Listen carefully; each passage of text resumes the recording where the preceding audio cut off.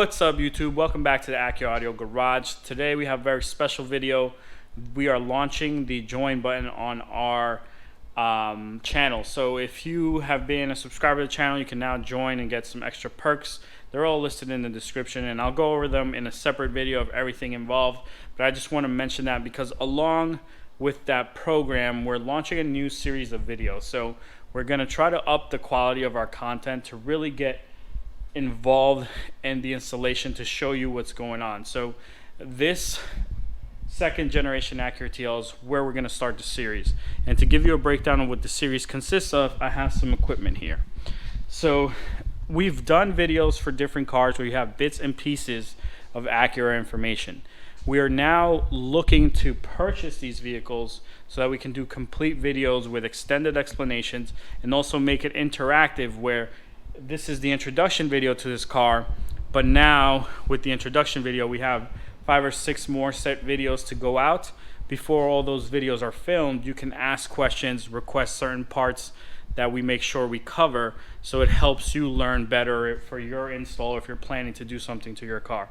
So here we have a 1999 Acura TL. No, I'm sorry, here we have a 2002 Acura TL. And here are the components that we plan to install. So I'm going to run you through the different videos that are going to come out. The first video is going to be a thorough explanation on how to replace your radio. So we have a video now on how to replace your radio, but it's not very DIY friendly. It kind of just shows you the information you need, but we're going to go very thoroughly into how to install the radio, how to make sure your navigation stays working if you have navigation, and how to make sure that you keep that factory Bose amp so that you can keep your factory subwoofer. And then this first video, we're not installing anything, we're just going over the factory system in this 2000 Acura TL.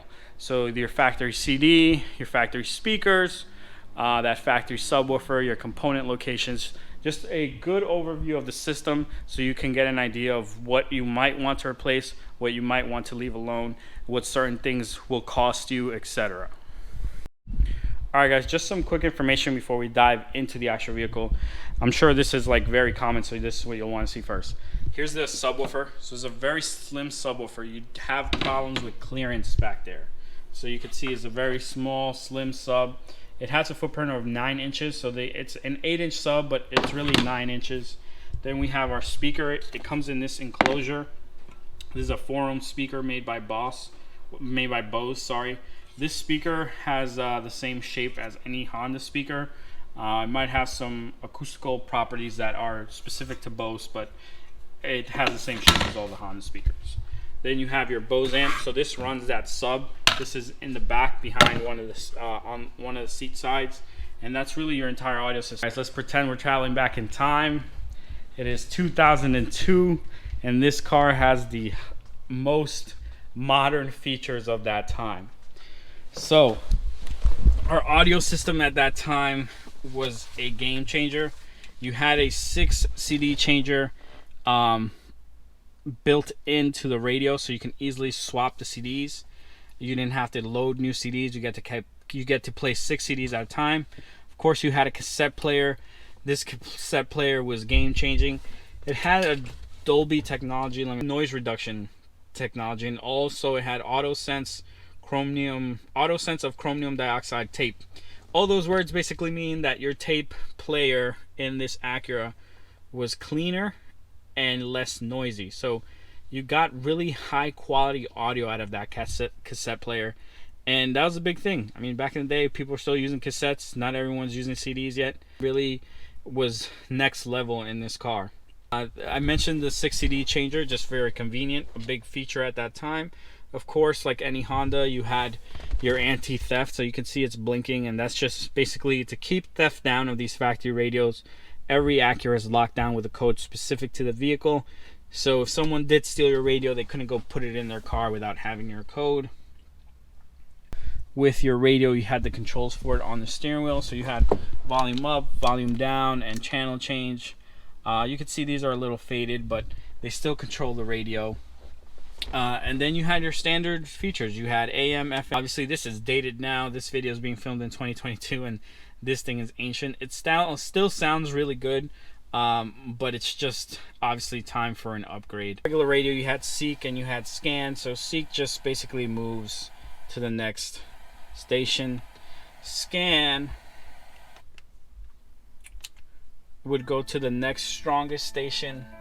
So whatever it can determine that there's a strong signal, it would switch there. And then you had something very cool. You had an automatic select/scan, which would just basically scan the area for all of the strongest radios and store them into memory.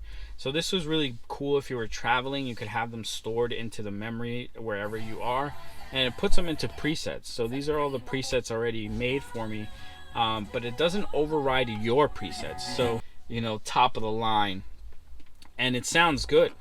Here, I'll give you a little.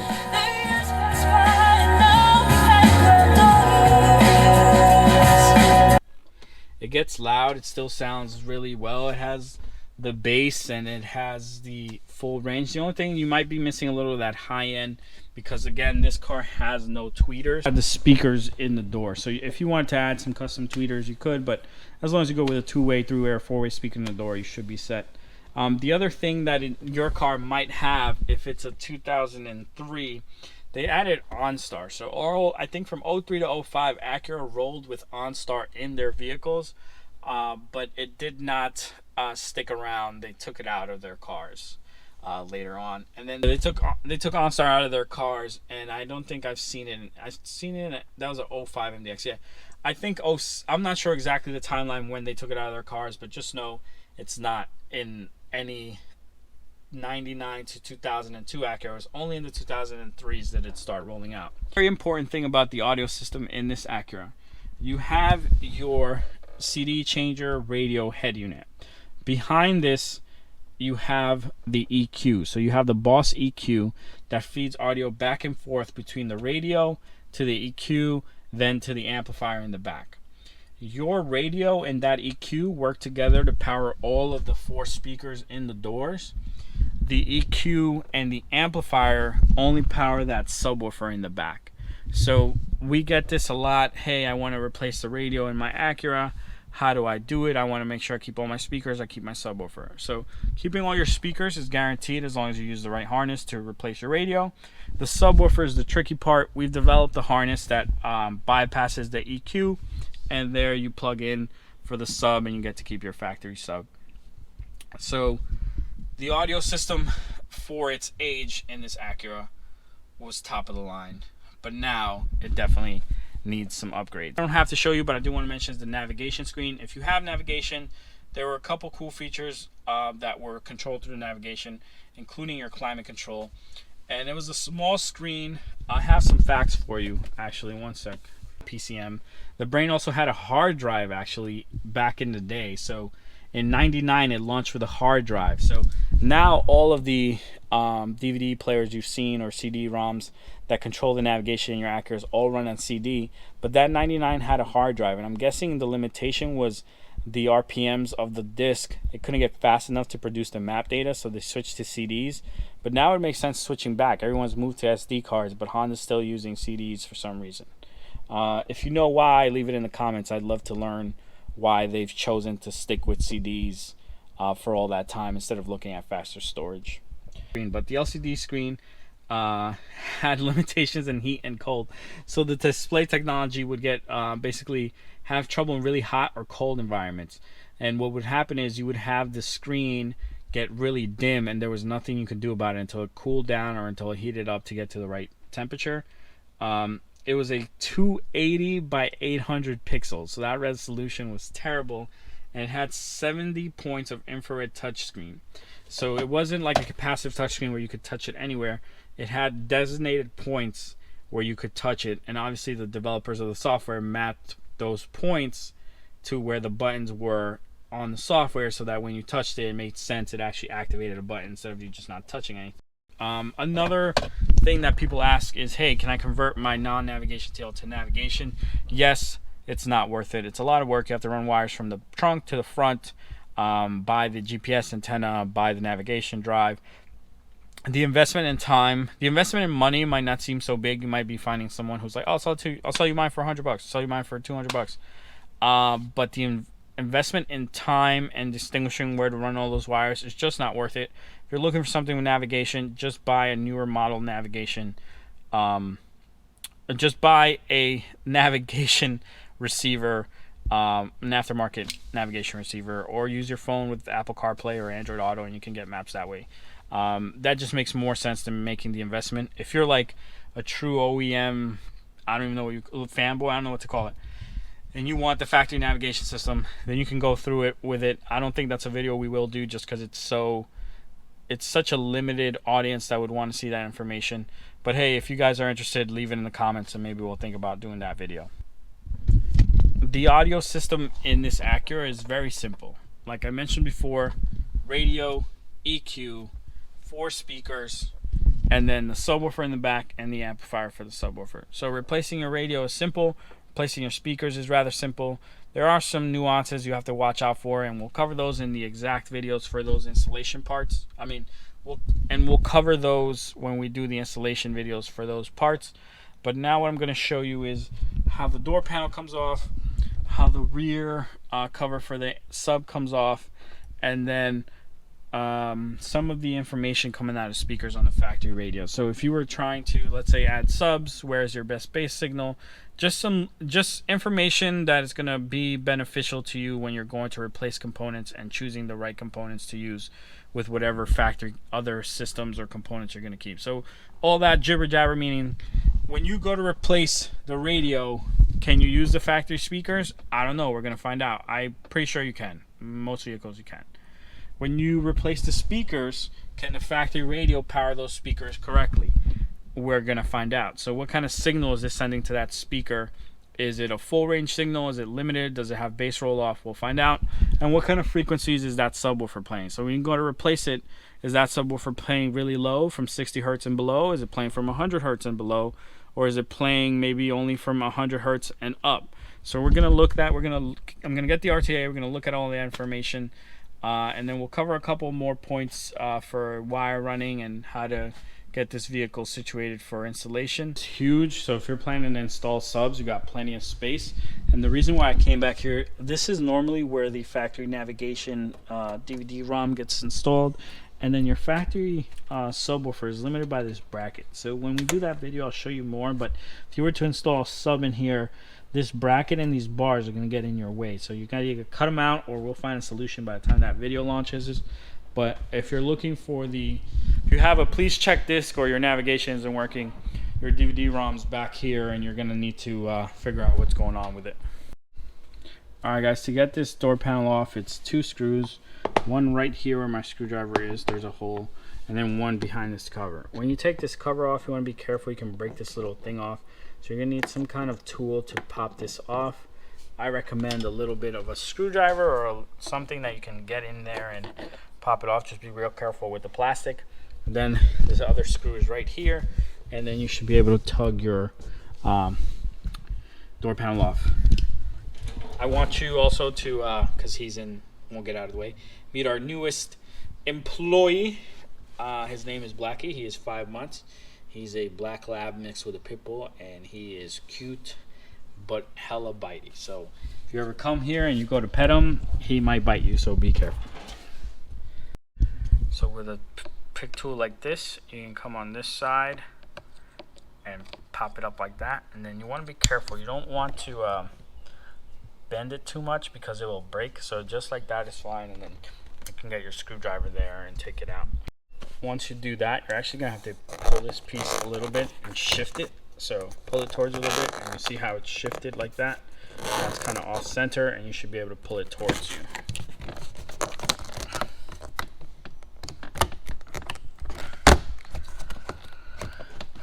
So there you go. I don't know if you're able to see that on camera, but these are these hooks that's why you're sliding over, so you can get those hooks out. And then you have a couple connectors you'll have to take care of back here.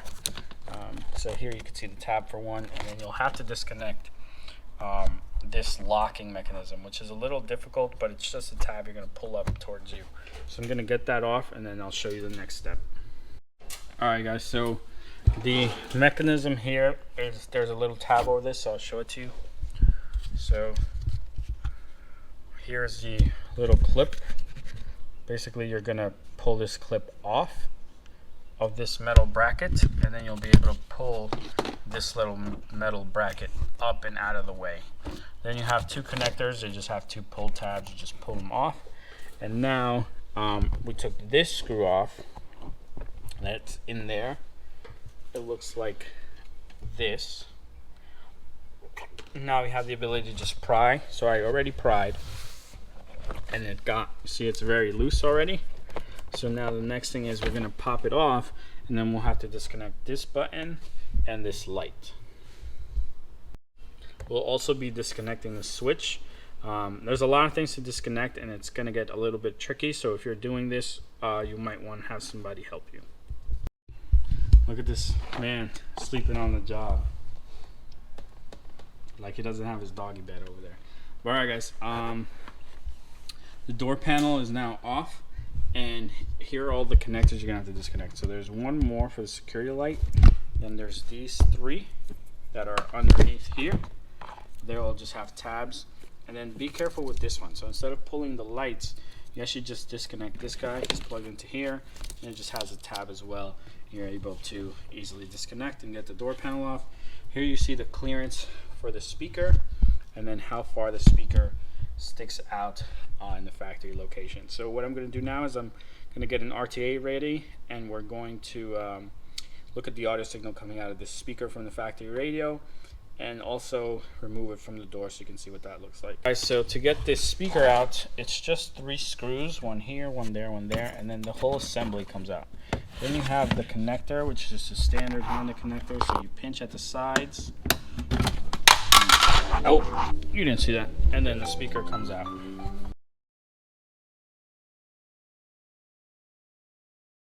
Alright guys, so like you saw in the graph, there is some bass roll off, you have some mid frequency roll off, so that's going to make your music sound different than when you expect it to. If you're just looking to get louder and you want to amplify the signal, that's fine. But if you really care about audio quality, or there's certain music that you like to listen to and that certain instruments you feel like are missing, you're going to want to fix that signal. And that's where a DSP comes in, where you want a straight line across. So you want every single frequency from 20 hertz to 20,000 hertz to be at the same level. And right now you have all of this going on, and what that means is just you're gonna have different notes that are gonna be louder or not as loud. So like your bass isn't gonna be as loud as someone's voice isn't gonna be as loud as like a violin or something like that. So music is dynamic, and it has built-in curves like that as you listen to different songs, but what ends up happening is sometimes they clash with the speakers or the audio signal. So like it might have a curve here, but your audio signal has a peak there, so then it makes the song sound different than it should. But now we're going to contrast the signal coming out of the actual speaker. We're going to contrast the signal between the actual audio signal and the sound that the speaker makes. And how we're going to do that is we have a microphone for the RTA. So we're going to plug our speaker back in and then put our microphone to it and see what it sounds like. If you're wondering what I'm playing Pink Noise from the DD1 distortion detection CD that comes with it. So that's the only CD I have that has Pink Noise, track number 8 or 9 I think, and it's Pink Noise at 0 dB, so it should be perfect for this test.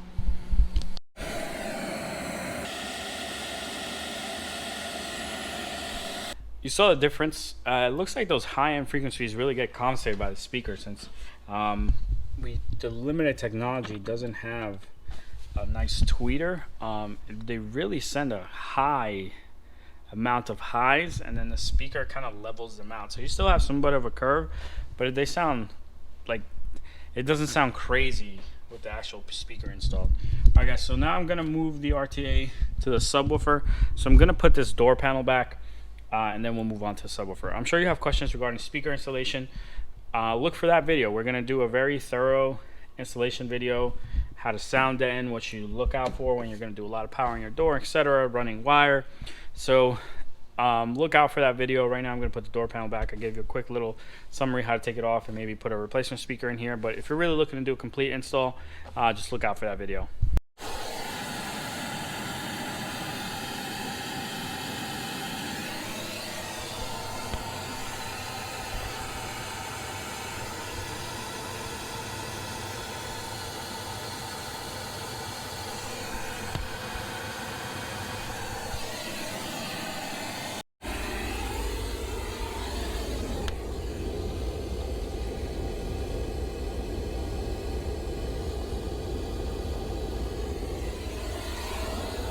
So that sub looks like it's playing from 150 to 20 hertz, 25, 30 hertz. And you can see that slope. It's not as crazy as, it doesn't, the signal being sent and the actual audio signal being heard are very similar for that sub. So if you're looking to replace that sub, you're gonna need something that's gonna play up to that frequency range. So like the kicker sub, I think it can only play up to 300 hertz or something like that. So you gotta look at what it can play. That Pioneer sub I showed you earlier is gonna be a perfect fit for this. It's just a matter of making it fit where it's supposed to. All right, guys, I'm gonna clean up the RTA. I'm gonna clean up what I'm doing, and then we'll talk a little bit more about the vehicle, and then we'll end the video and kind of discuss the membership options and what's available. All right, guys, so that's gonna wrap up this video. We talked about the Acura's factory audio system. We talked about the upcoming videos that we're going to film, the components we plan to replace. If there is something you'd like to see specifically, make sure you leave it in the comments. Make sure you subscribe for those future videos. Now, if you're thinking about joining our YouTube channel, so you want to become a contributor, there are a couple of different levels. So the first level is just, hey, I appreciate what you're doing. I appreciate the information. Here's a small contribution. I think it's $2.99 or $1.99, and that just gives you priority support via our YouTube channel. So if you're in the middle of installation and you need an answer, you'll get an answer within 24 hours. And make sure that your comment is replied to. It also comes with some badges. So if you're part of our channel, you get the Acura Audio Garage logo in different colors depending on how long you've been a member. And then you also get the Type S badge or a Type R badge for you to use in the comments, and some other perks when it comes to like live chat and live streams. If you'd like to contribute a little further, we have a next level. That's going to be your technician role or your engineer role. I don't remember the role names, but your next level is going to give you basically everything you had before, but also some access to discounts on our store. So we appreciate you contributing. We also want to give you value back, so you'll get some money off on products on our store when we run deals, and everything that I mentioned before is included. If you really want to help us move forward and get these vehicles that you want us to work on, you want us to get information for further, then you can subscribe or join to our top level. So our top level is not cheap by any means. It's a pretty big contribution. It's about $100. So for that, you get a ton of value back. You do get everything I mentioned before, plus more steep discounts on radios, amplifiers, things like that in our store, and then also one-on-one consultation for your audio system. So you might need that once out of the 2 months, 3 months. You stay subscribed, however long you feel you can make a contribution for. It doesn't matter anything, as long as you're watching the video, liking the video. I just appreciate that. I'm not here begging for money. It's just kind of crowdsourcing information and money to make videos to help out the masses. But yeah, that gets you a one-on-one consultation, and then also steep discounts. I mentioned that. So yeah, so it might be something you need. You're trying to build a system, you're not sure how it's going to go together, or you might have very specific questions about your Acura, and there might be something you need us to review or some one-on-one time to go over. So that's going to be the 3 membership options.